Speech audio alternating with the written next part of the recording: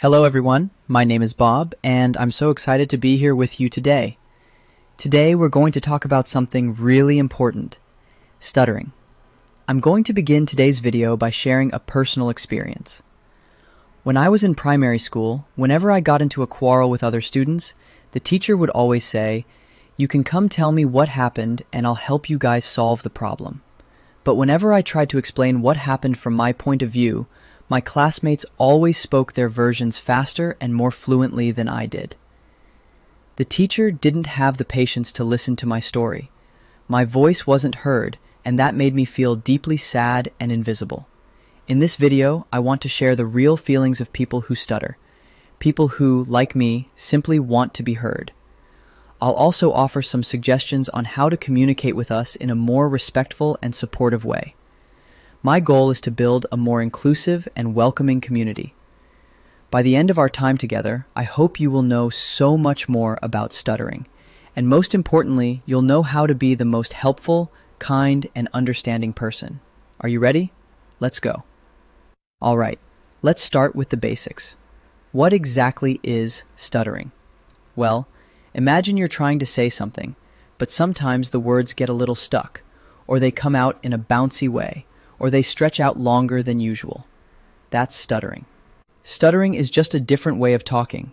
It's not something that's wrong or broken. It's just how some people's brains and mouths work together. Think of it like this. Some people have curly hair, some people have straight hair, and both are perfectly normal and beautiful. It's the same with talking.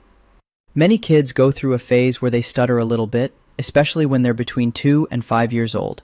This is totally normal. Their brains are learning so many new words and trying to put them all together into sentences. Sometimes it's like having too many thoughts trying to come out of your mouth at the same time. The most important thing to remember is that people who stutter have just as many wonderful, interesting, and important things to say as anyone else. They just might say them in a slightly different way, and that's perfectly okay. There are 3 main ways that stuttering can happen, and I want to show you each one so you'll recognize them and understand them better. First, we have repetitions. This is when someone repeats a sound, a part of a word, or even a whole word. It might sound like ball, or I want to go, or can you help me? It's like the word is bouncing a little bit before it comes out completely. Next, we have prolongations.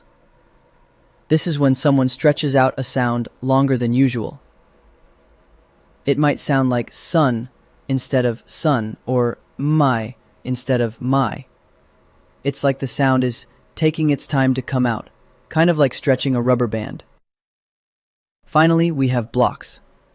This is when someone gets stuck on a sound for a moment.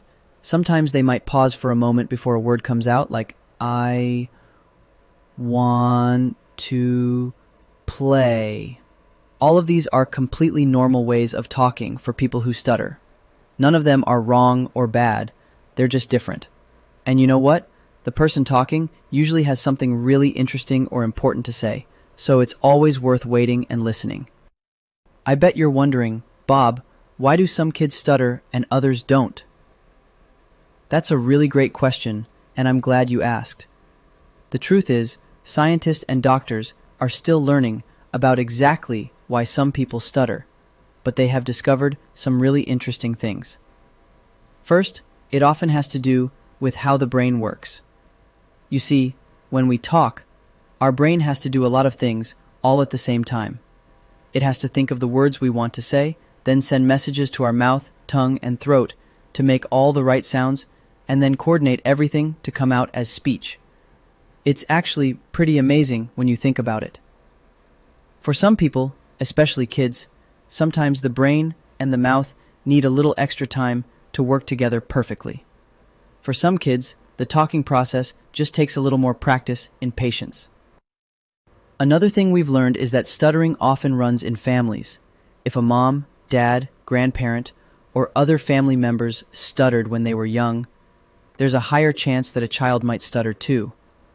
It's kind of like how you might have the same color eyes as your mom or be tall like your dad. Some things just get passed down in families. But here's the most important thing I want you to remember. It's nobody's fault when someone stutters. It's not because they're nervous or scared or not smart enough. Kids who stutter are just as smart, brave, and wonderful as any other kids. Their brains just work in a slightly different way when it comes to talking, and that's perfectly okay. All of these differences are what make each person special and unique. Alright, that's all for this video. In the next one, I'll be sharing some tips on how to communicate with people who stutter in a more friendly and warm way. See you in the next one.